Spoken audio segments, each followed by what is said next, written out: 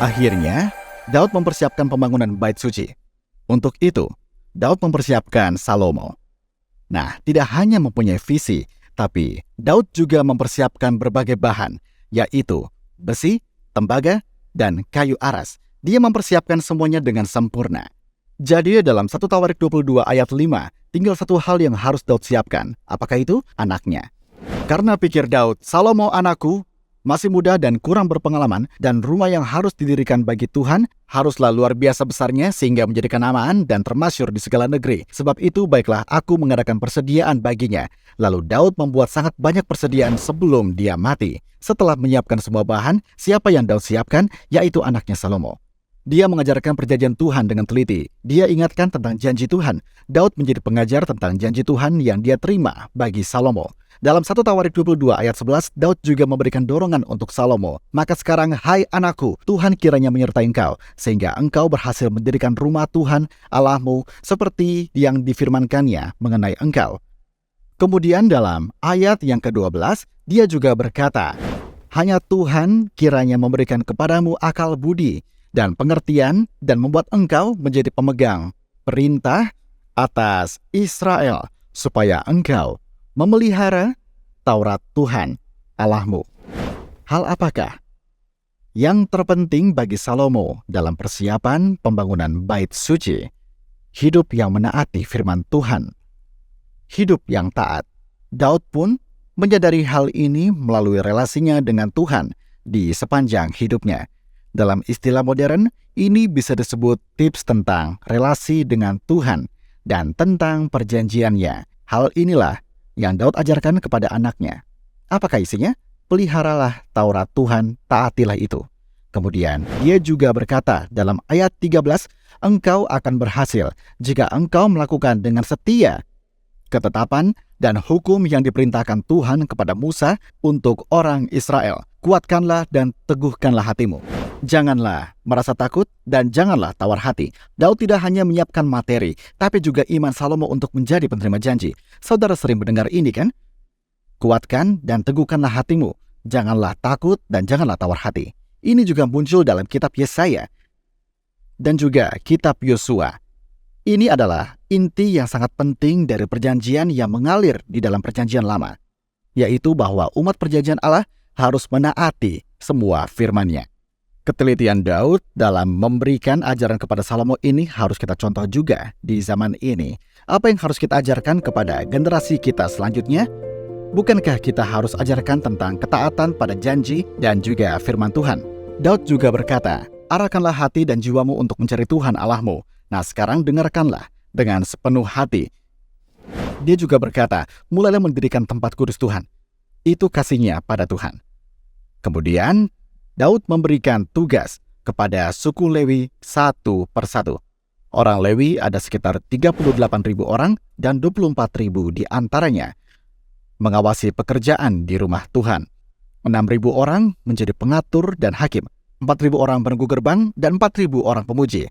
Jika disamakan dengan zaman ini, anggota tim pujiannya 4.000 orang. Di sini terlihat dengan jelas bahwa Daud menata jumlah pemuji yang luar biasa untuk Tuhan melalui orang Lewi. Apa tugas utama bagi orang-orang Lewi? Yaitu membantu anak-anak Harun menyelenggarakan ibadah dan menyanyikan syukur dan pujian setiap pagi dan juga petang. Setiap hari, pagi dan petang, Daud menaikkan korban bagi Tuhan. Dia menaikkan syukur dan pujian dan juga mengatur supaya semuanya bisa menyelenggarakan ibadah di rumah Tuhan.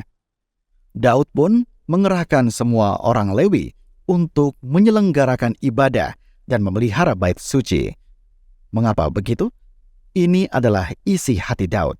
Dia ingin beribadah kepada Tuhan seumur hidupnya. Beribadah kepada Tuhan di dalam hadirat-Nya adalah nilai yang paling berharga bagi Daud di sepanjang hidupnya. Untuk itu, Daud sebagai raja menginvestasikan semua materi dan menyusun personel.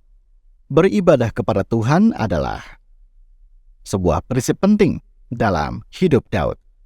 Ada orang yang bertugas dalam puji-pujian, yaitu anak Asaf, anak Heman, dan anak-anak Yedutun. Heman adalah pelihat yang memegang firman, dan anak-anaknya melayani Tuhan dengan kecapi dan puji-pujian. Di sini juga muncullah anak-anak dari Obed-Edom.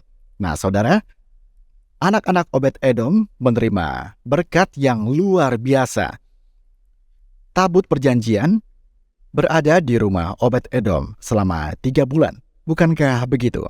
Lalu dikatakan bahwa Tuhan memberikan berkat bagi rumah Obed-Edom. Apakah saudara tahu berkat apakah yang diberikan oleh Tuhan? Yaitu berkat kesuburan. Dan dia melahirkan anak-anak yang luar biasa. Anak yang cakap dan pandai mengerjakan tugasnya lahir di keluarga Obed-Edom. Ini adalah berkat Tuhan yang luar biasa. Nah, Tuhan bertanggung jawab atas keturunan dari orang-orang yang mengasihi tabut Allah dan juga mengasihi Tuhan. Baiklah, sambil mengakhiri pengajaran hari ini, kita akan melihat apa yang bisa kita terapkan di dalam hidup kita. Yang pertama, saudara, manusia itu sangat lemah, memiliki kesalahan, tapi tidak boleh berhenti di sana. Walau kita berbuat salah dan juga berbuat dosa, Tuhan selalu memberikan kesempatan kedua. Kapan kita bisa mendapatkan itu? Saat kita bertobat kepada Tuhan. Tuhan memulihkan kembali. Jadi, saat kita berbuat dosa atau sebuah kesalahan, kita tidak boleh ragu untuk menghadap kepada Tuhan dan anugerahnya juga. Bait suci yang ingin dibangun oleh Daud dengan sekuat tenaga melambangkan siapa dalam perjanjian baru? Yesus Kristus yang datang ke bait suci. Jadi Daud adalah lambang dari siapa? Yesus Kristus. Dan juga ada gereja yang dibangun sebagai lambang kepala Yesus Kristus. Jadi di zaman ini, jemaat yang mempunyai hati untuk mengasihi bait suci seperti Daud harus mengasihi siapa? Harus mengasihi Tuhan Yesus. Dan juga mengasihi gereja. Kita harus menghargai gereja. Ini adalah prinsip yang sangat penting. Jemaat yang mengasihi gereja sekarang sama seperti Daud yang mengasihi Tuhan. Nah, selanjutnya kita harus memeriksa persiapan apa yang kita lakukan secara nyata untuk visi kerajaan Allah. Kita harus bersiap, tidak boleh tidak.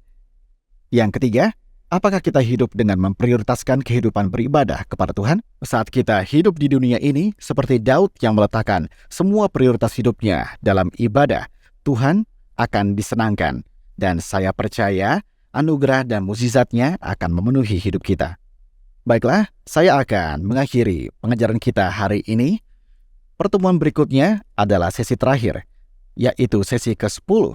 Kita akan mempelajari wasiat dan doa syukur terakhir Daud. Terima kasih telah menyaksikan pengajaran pada hari ini.